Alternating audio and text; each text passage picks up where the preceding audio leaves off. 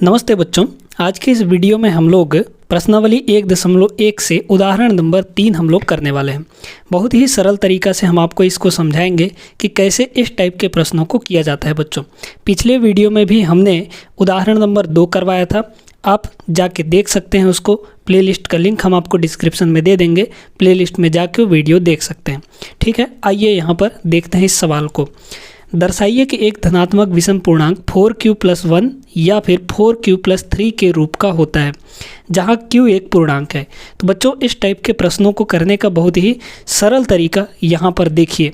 सबसे पहले तो यहाँ पर देखिए कि हम कुछ एक धनात्मक पूर्णांक मान लेते हैं। ठीक ना, यहाँ पर आपको दिया क्या है, कह रहा है एक धनात्मक विषम पूर्णांक इस दोनों रूप में हो सकता है। तो हम पहले मान लेते हैं कि भाई एक धनात्मक पूर्णांक हम कुछ मान लेते हैं, है ना। तो चलिए हम यहाँ पर पहले लिख देते हैं, फिर उसको समझाएंगे आपको। तो देखिए बच्चों, यहाँ पर हमने क्या लिखा, माना एक धनात्मक पूर्णांक a है और उसको b = 4 यानी b से भाग देने पर। तो देखिए हम ऐसा क्यों कर रहे हैं, क्योंकि हमको एक यूक्लिड विभाजन प्रमेय का यहाँ पर लगाना है। बच्चों, यूक्लिड विभाजन प्रमेय का हम आपको पढ़ा चुके हैं, जाके वीडियो ज़रूर देख लीजिएगा। यहाँ पर समझिए, माना एक धनात्मक पूर्णांक a है, कोई भी एक पूर्णांक हमने a मान लिया और उसको b से हम भाग कर रहे हैं, b मतलब 4 से। अब यहाँ पर 4 क्यों लिए हैं b को, ये समझिए। यहाँ पे देखिए बच्चों, q के बगल में क्या है, q के बगल में 4 है ना, तो इसी 4 से q के बगल में जो भी रहेगा उसी से हमको भाग देना है। तो जब भाग देंगे तो यूक्लिड विभाजन प्रमेय का लगेगा, है ना। एक संख्या को दूसरे संख्या से जब हम भाग देते हैं तो यूक्लिड विभाजन प्रमेय का वहाँ पर लग जाता है। तो जैसे ही लगेगा तो हम a को भाग दे रहे हैं, यानी a बराबर, है ना, a बराबर क्या होगा, b मतलब क्या भाई, यूक्लिड विभाजन प्रमेय का क्या कहता है, a बराबर b × q + r, यही तो होता है हमारे यूक्लिड विभाजन प्रमेय का। तो यहाँ पे a बराबर b का मतलब जिससे भाग दे रहे हैं, तो b हमारा 4 है तो 4 हो गया। q मतलब यहाँ पर q होता है भागफल, यानी जो a को b से भाग देने पर जो भागफल आता है वो हमारा भागफल होता है q, और प्लस में r का मतलब होता है शेषफल। बच्चों ठीक है, तो ये हो गया। अब यहाँ पर शर्त ये होता है कि जो r का मान है बच्चों, वो कहाँ से कहाँ तक होता है, 0 से बड़ा लेकिन b से छोटा। b का मतलब क्या, 4 से छोटा। ठीक है ना। अब ये तो हो गया हमारा यूक्लिड विभाजन प्रमेय का से इतना। अब आपको यहाँ पर देखना है कि r के कौन कौन से मान हमारे हो सकते हैं। तो देखिए r का मान यहाँ से समझिए, r का मान 0 या 0 से बड़ा होगा, तो r का मान 0 हो सकता है, r का मान 1 हो सकता है, r का मान 2 हो सकता है, r का मान 3 हो सकता है, लेकिन 4 से कम ही होगा, 4 नहीं होगा, क्योंकि यहाँ पर बराबर नहीं लगा तो 4 नहीं होगा, 4 से कम ही होगा, मतलब 3 तक होगा। तो यहाँ पर r का वैल्यू 1, 0, 1, 2 या 3 हो सकता है। अब इन्हीं चारों मानों को हम यहाँ पर एक एक करके रखेंगे इस वाले समीकरण में। ठीक है, तो सबसे पहले हम लोग लिखते हैं यहाँ पर यदि है ना, स्टेप वाइज हम आपको समझा रहे हैं। यदि r बराबर 0, अगर हम r बराबर यहाँ पर 0 रखते हैं तो देखिए बच्चों क्या होगा, a बराबर क्या हो जाएगा, r का वैल्यू यहाँ पर 0 रखिए तो ये तो पूरा 0 हो जाएगा, बचेगा क्या हमारा 4q। अब इस 4q को देखिए, क्या ये 2 से कट जाएगा, तो जब 2 से कट जाता है कोई भी चीज़ तो हमारा सम संख्या होता है ना। तो यहाँ पर जो ये आया है 4q, ये है भाई 4q, है ना, 4q, ये 2 से कैसे कटेगा। अब आप यही सोचेंगे, तो 2 से इसको भाग देंगे तो 2 दूना 4 यानी 2q आ गया, तो पूरी तरीके से कट गया कि नहीं कटा, है ना, शेषफल हमारा कुछ भी नहीं बचा। तो यहाँ पर ये 2 से कट जा रहा है, मतलब ये क्या है बच्चों, हमारा समपूर्णांक है। कैसा है, समपूर्णांक या सम संख्या है। बात क्लियर हो गई यहाँ तक। अब इसी तरीके से r का वैल्यू हम लोग 1 रख के देखेंगे।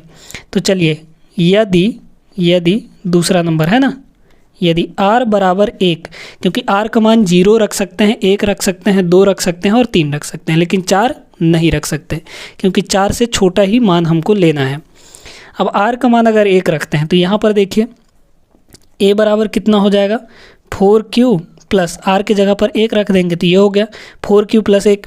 अब ये जो है बच्चों, ये हमारा 1 से नहीं कटेगा। अब कैसे नहीं कटेगा, इसको थोड़ा सा हम वेरीफाई करके देखते हैं।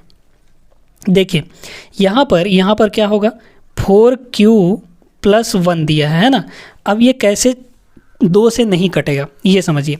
q का वैल्यू कुछ भी रख के देख लीजिए आप, जैसे मान लीजिए हम 1 रखेंगे, 2 रखेंगे, 3 रखेंगे, कुछ भी q का मान कुछ भी आप रख के देख लीजिए। तो अगर हम q का मान मान लीजिए कि 1 रखते हैं तो कितना हो जाएगा, ये हो जाएगा 4 और q का मान 1 मतलब गुणे 1 और +1, तो 4 × 4 + 1 कितना हो जाएगा, 5 हो जाएगा। क्या ये 5 2 से कटेगा, नहीं कटेगा ना भाई, 2 दूना 4 होता है, 2 3 6 हो जाता है, 5 तो इवेन नहीं किया। मतलब ये जो है बच्चों ये 2 से नहीं कट रहा है। तो जब 2 से कोई संख्या नहीं कटती हो तो विषम संख्या होती है, मतलब ये हमारा क्या होगा, ये हमारा विषम पूर्णांक होगा। तो यहाँ पर हम क्या लिखेंगे, विषम पूर्णांक। ठीक है, क्यों, क्योंकि ये 2 से नहीं कट रहा है। अब इसी तरीके से हम क्या करेंगे, चेक कर लेंगे किसको, यदि r बराबर 2 रखें, है ना, r बराबर 2 रखें हम लोग, तो r बराबर जैसे ही 2 रखेंगे तो a बराबर कितना हो जाएगा, ये हो जाएगा 4q और प्लस यहाँ पर 2 हो जाएगा। तो ये हमारा जो है बच्चों ये हमारा सम पूर्णांक आएगा, क्योंकि ये 2 से कट जाएगा। अब 2 से कैसे कटेगा इसको हम ज़रा चेक कर लेते हैं। q का मान कुछ भी रख दीजिए, 1 रख दीजिए मान लीजिए, है ना, तो यहाँ पर कितना हो जाएगा, 4 × q का मान 1 रखे, है ना, तो +2, क्योंकि यहाँ पे +2 है। ये कितना हुआ, 4 × 4 2 6, तो 6 जो है बच्चों ये सम संख्या है, क्योंकि 2 से कट जाएगा, है ना, पूरी तरीके से। तो 6 जो है सम पूर्णांक है, मतलब ये जो पूरी संख्या है वो सम पूर्णांक को हमारा दर्शा रहा है। ठीक है, इसी तरीके से हम लोग यहाँ पर चौथा नंबर क्या चेक करेंगे कि यदि भाई r का मान अगर 3 ले लेते हैं, ठीक है, r का मान हम क्या ले लेते हैं, अब की बार 3, क्योंकि 3 तक ही हमको जाना है। ठीक है, अब यहाँ पर a का वैल्यू कितना हो जाएगा बताइए तो ज़रा, 4q और प्लस r के जगह पर हम रख देंगे 3, तो ये हो गया हमारा 3। अब ये जो है बच्चों ये विषम पूर्णांक आएगा, चाहे तो आप वेरीफाई करके देख सकते हैं। तो यहाँ से एक चीज़ तो हमको पता चल गया कि जो यहाँ पर विषम पूर्णांक होता है वो या तो 4q+1 होगा या तो 4q+3 होगा, इसी रूप में होगा कि नहीं। तो यहाँ से हमारा सिद्ध हो गया। अतः नीचे आप क्या लिखेंगे, अतः ये पूरा चीज़ आपको लिख देना। अतः एक धनात्मक विषम पूर्णांक 4q+1 या फिर 4q+3 के रूप का होता है, इतना नीचे आपको लिख देना है, आपका पूरा नंबर इसमें मिलने वाला है। समझ में बात आ गई। तो यहाँ पर आई होप कि आप लोगों को अच्छे तरीके से समझ में आ गया होगा। हाँ, एक चीज़ यहाँ पर और लिख दीजिएगा ब्रैकेट में, है ना, यूक्लिड विभाजन प्रमेयिका से, है ना, यूक्लिड विभाजन प्रमेयिका से, इतना आपको लिख देना है, आपका ये कंप्लीट हो जाएगा। ठीक है, क्यों, क्योंकि भाई ये जो पूरा चीज़ हमने लिखा है वो यूक्लिड विभाजन प्रमेयिका का प्रयोग करके ही लिखा है, तो ये आपको बगल में बताना पड़ेगा। या फिर आप यहाँ पर ऊपर भी लिख सकते हैं कि भाई यूक्लिड विभाजन प्रमेयिका से a बराबर 4q+r होगा, इस टाइप से। तो दोनों तरीके से आप कर सकते हैं, आपकी मर्जी है। तो बच्चों आई होप कि आप लोगों को क्लियर हो गया होगा ये सवाल कैसे करना है। और इस टाइप का सवाल आपके प्रश्नावली 1.1 में भी दिया है, तो उसको भी हम लोग करेंगे, जहाँ पर प्रश्न नंबर दूसरा आप अपने NCERT किताब में जब देखेंगे तो वहाँ पर प्रश्न नंबर 2 है ना, प्रश्नावली 1.1 का दूसरा भी प्रश्न नंबर 2 क्या दिया है, 6q+1 या फिर 6q+3 या फिर 6q+5 के रूप का होता है एक धनात्मक विषम पूर्णांक, तो उसको भी हम लोग करेंगे। इस टाइप के और भी सवाल हैं प्रश्नावली में, तो हर एक को हम लोग बारी बारी से अच्छे से करेंगे, ताकि आपका कोई भी सवाल इनमें से एक आ जाए तो आप लोग उनको कर ले जाएं अच्छे से, है ना। चलिए फिर आज की इस वीडियो में बस इतना ही। उम्मीद करते हैं कि वीडियो पसंद आया होगा आपको। वीडियो पसंद आया हो तो वीडियो को लाइक कर दीजिए और चैनल को भी ज़रूर सब्सक्राइब कर लीजिएगा। मिलते हैं हम लोग अगले वीडियो में, तब तक के लिए जय हिंद।